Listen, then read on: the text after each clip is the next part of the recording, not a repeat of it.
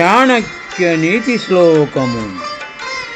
కామధేను గుణయై విద్యాహ్యకాలే ఫలదాయిని విదేశే మాతృసదృశీ విద్యా గుప్తం శృతం.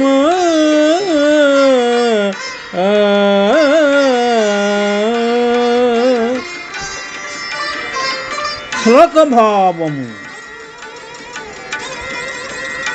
అవసరములను తీర్చే కామధేనువు లాంటిది విద్య.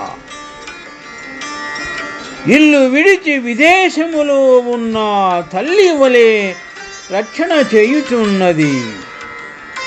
విద్య దాచి ఉంచిన ధనము లాంటిది అనే భావము తెలియపరచడమైనది. శుభము.